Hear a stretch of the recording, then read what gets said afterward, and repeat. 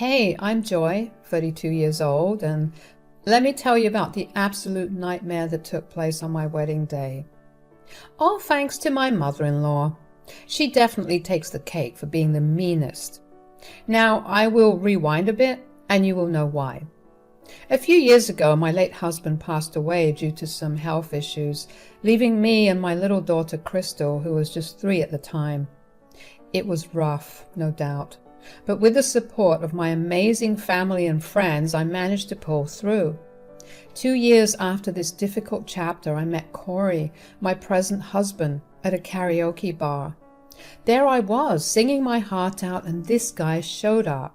Cute, charming, you know the type. We did a duet, thanks to my friends pushing us into it, and Corey, being the brave guy, asked for my number, and there it started. Now, dating as a single mom with a 5-year-old was no walk in the park. Most guys, once they found out about Crystal, they would bail. Straightforward and all, saying they did not want to deal with someone who already had a kid. I get it. It is not for everyone. But then there was Corey. So, Corey, it has been quite an evening, hasn't it? Your scientific stories are truly fascinating, but there is a matter on my mind. A little something to share. Oh, what's that? I hope it's not a confession of a secret life as a secret agent. No, not quite the secret agent revelation, but it is something personal. You see, I used to be married. Unfortunately, my husband passed away around 2 years ago, leaving me with a whirlwind of emotions. Oh, I'm genuinely sorry to hear that. I still carry his memory with me, but it is not just me he left behind. There's also our daughter, Crystal. Crystal? That is a beautiful name. How old is she? She's a delightful 5-year-old now. I'm laying this all out because, well, having a child might be a deal breaker for some, and I want to be upfront about it. A deal breaker? Are you kidding me? People have far stranger deal breakers. A 5-year-old is hardly an issue. I have enjoyed our time together, and knowing about Crystal doesn't change that. In fact, I would love to keep seeing you if you're up for it. Corey, that is genuinely heartening to hear. I'm definitely up for it. So there we were, a few more dates down the line, and everything felt like a dream. Corey, the guy with a heart of gold, suggested he wanted to meet Crystal.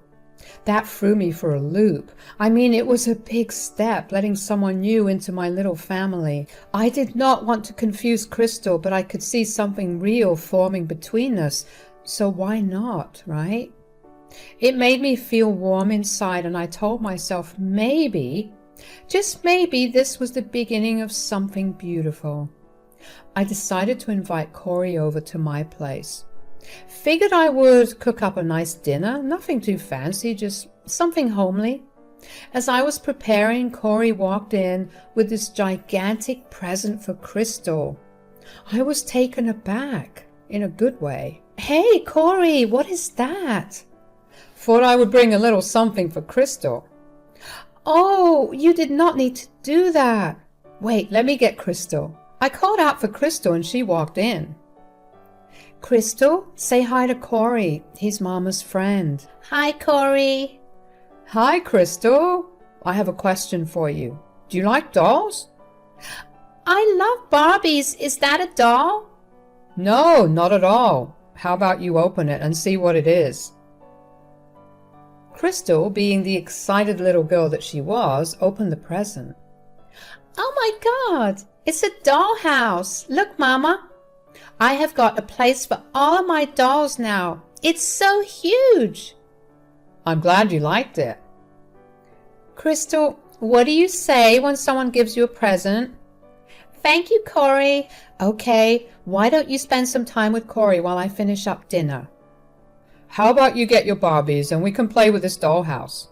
Yay, we can finally play Barbie. I'll get them. The dinner with Corey went great. I was delighted to see him being so gentle with Crystal. She was fascinated to meet him, and they seemed to bond well. After that night, I realized how important it was for a male figure to be in Crystal's life, even though she knew about her dad going away because the angel took him, as I told her.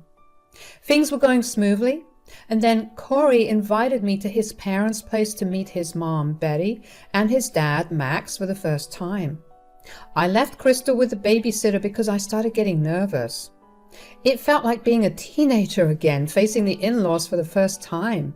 Even though I had been in this situation a fair number of times, in-law situations always gave me the jitters. Mom, Dad, meet Joy, a wonderful woman I've been seeing. Nice to finally meet you. Yeah, Corey's always so hushed up about his dating life. Never lets us meet his girlfriends. It's nice meeting you two as well. So, I have a few questions every mom would ask to check if the girl is good for her son. Mom, cut her some slack. She's already nervous. I don't bite. Fire away. Corey told me you've been married once before. Did you leave your husband or did he leave you? Oh, that was not the case. My husband passed away. Thank God it wasn't a divorce. That just only indicates how problematic people can be. Also, may I ask what you do for work? I'm a lawyer. Then you must be bringing in some good bucks, right? Betty, don't pry too much. I have got the right to ask. I'm Corey's mom. I started working again just a year ago. I had to take a break for my daughter. I wanted to be there for her as much as possible. Wait, what? A daughter? Do you have a daughter? Yep, I have a daughter. Didn't Corey tell you? No, he didn't. What I say might hurt you, but I am just looking out for my son. He deserves the best. Corey, haven't I told you how some women just want to trap you for money because they have ulterior motives? What if Joy here just needs you as an ATM for herself and her daughter? When you told me you were finally bringing a girlfriend home, I thought it would be someone youthful and full of life, not an old widow with some daughter. What a bummer. Mom, relax. This is why I didn't tell you. You always overreact. Yes, Joy has a daughter named Crystal, and I love them both. I love Corey, and I can provide for my daughter. I am not here for Corey's wallet. Would have been easier if your daughter wasn't in the picture, if I'm being honest. She belongs in an orphanage instead of being a responsibility to my son or any other guy in this matter, now that her own father is dead. Kids like this should be put up for adoption. I'm sorry, but you need to leave. This is a lot for a mother to take in. All right, let's ease up a bit. Let them finish dinner you made. Well, I think I will just leave. Crystal needs me before her bedtime anyway. Hey, Joy, please stay. I'm sorry about all of this. You know, after that disastrous meeting with Corey's parents, I was ready to throw in the towel. Betty's words cut deep, labeling me as some gold-digging widow, and then saying all of that stuff about Crystal.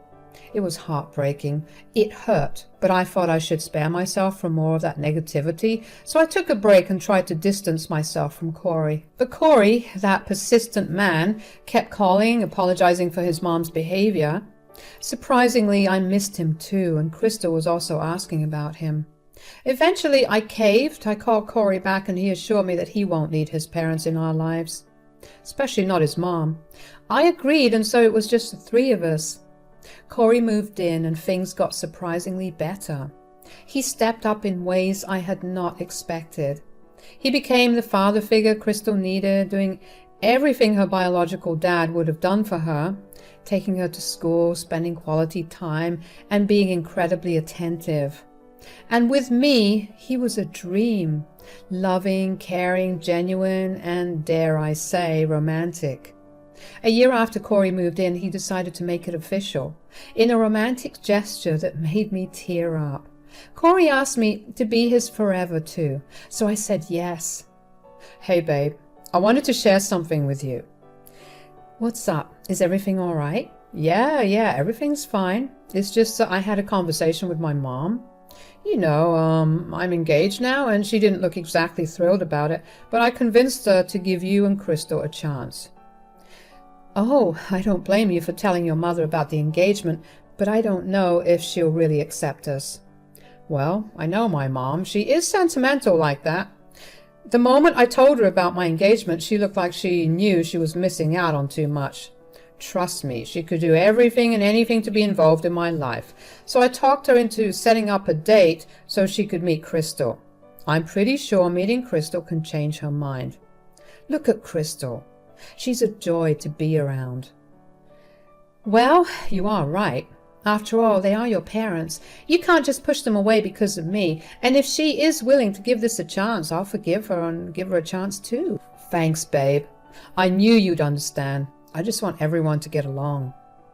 So soon, Corey dropped the news that Mark and Betty wanted to visit our place, get a taste of our life, and finally meet Crystal.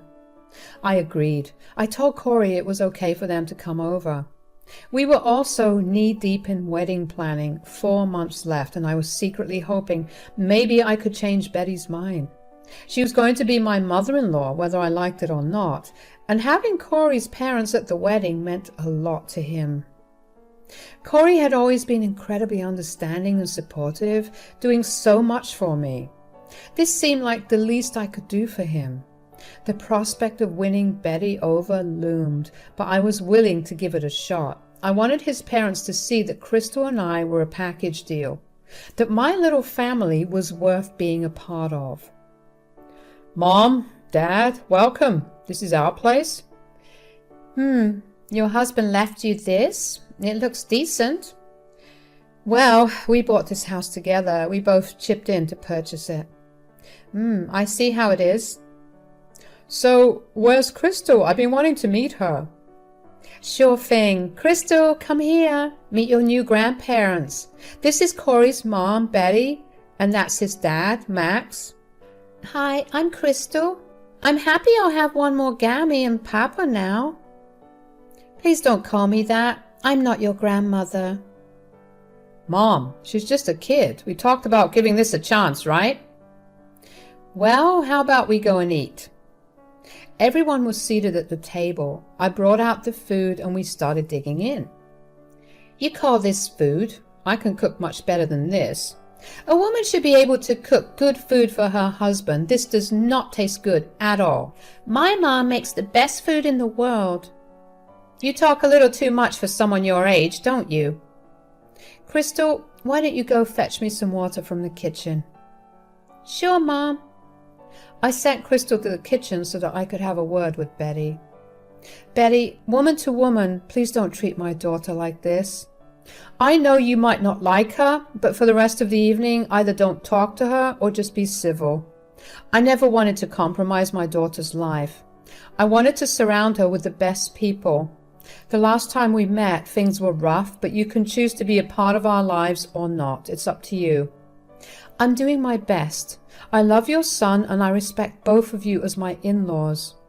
I just ask for a little respect in return. Well, I see where your daughter gets her sharp tongue from. Let's see how long you can keep this up. We are not here to put on a show, Betty. We're here to build something together. Mom, can we please just enjoy the evening without unnecessary drama? Fine. I'd rather keep to myself than play happy family here. So for the rest of the meal, Betty stayed quiet. I consider that progress. Afterwards, Corey and I had a talk. He hoped his mom would warm up to us over time, and I shared that hope. She was better at our place than she was a year back at that disastrous dinner at her house. I thought maybe, just maybe, progress was in the works. But there was no time to dwell on it. A wedding needed planning, venue hunting, guest lists, shopping, the whole 9 yards. Juggling work, errands, and taking care of Crystal made it challenging, but we pulled it off in 4 months. It was a whirlwind of decisions, and I had to figure out how to make it all come together. Invitations were sent out, and we did not forget to include Max and Betty. We wanted them to be a part of our happy occasion. So, the day before the wedding, Corey was at his parents' house following traditions, and I was at mine. The plan for the next day was for me to head to the salon with my bridesmaids while Crystal stayed at home with a babysitter for a couple of hours.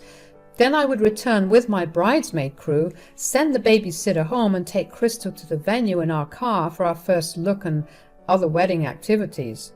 My parents were also coming to town the next day for the wedding. Despite the hectic plan, I thought I had everything prepared.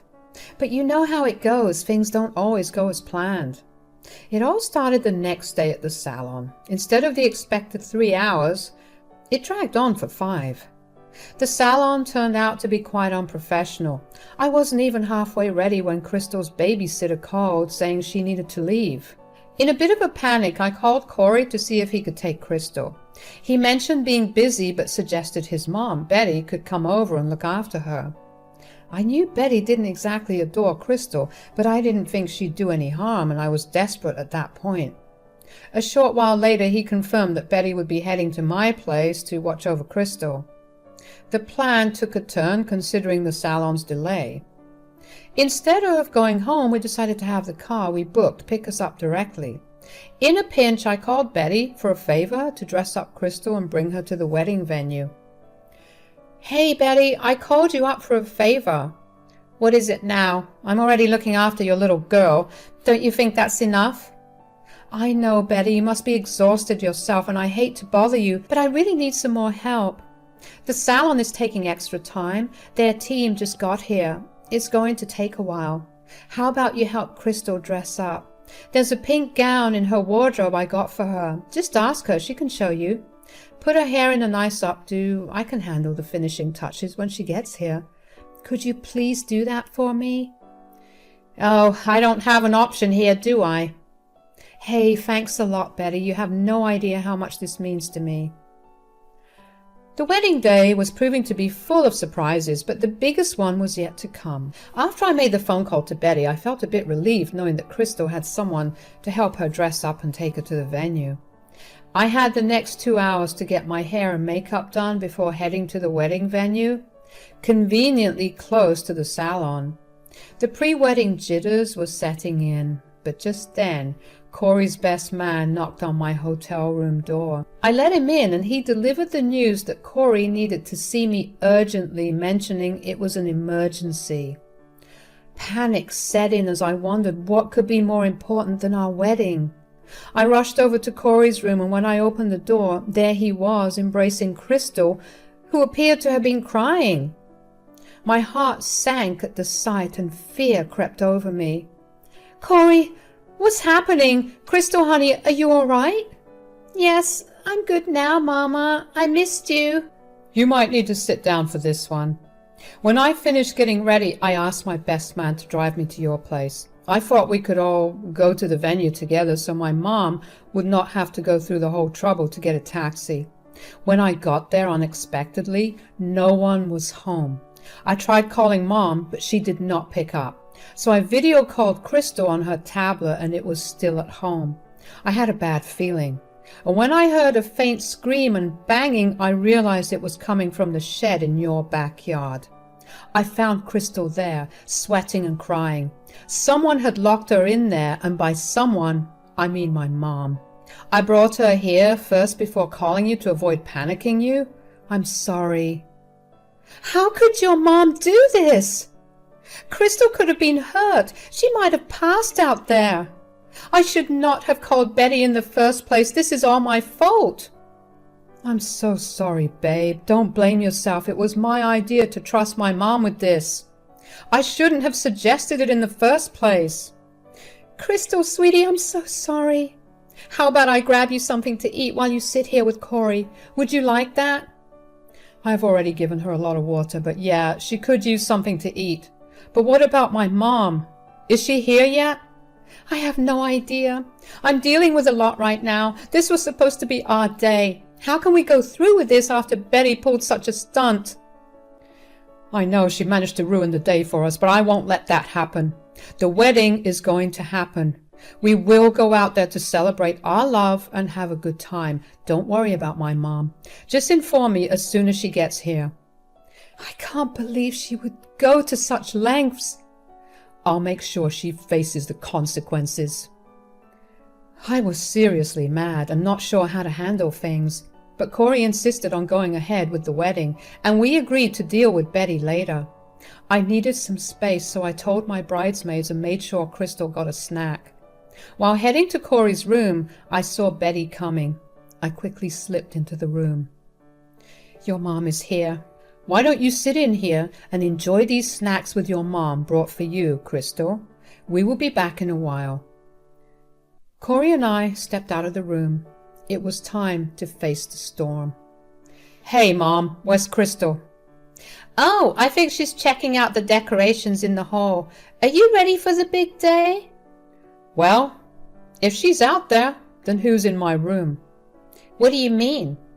Corey slightly opened the door and Betty peeked in. Mom, I know what happened. How did she get here?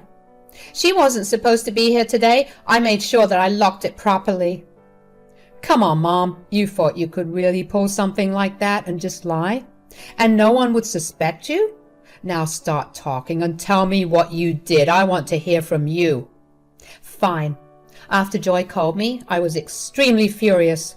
First, I have to put up with that little girl who doesn't even deserve a place in my family. And then I had to dress her up and get her to the venue like I was her babysitter or something. I got furious, so I took that girl's hand, took her to the shed and locked her in.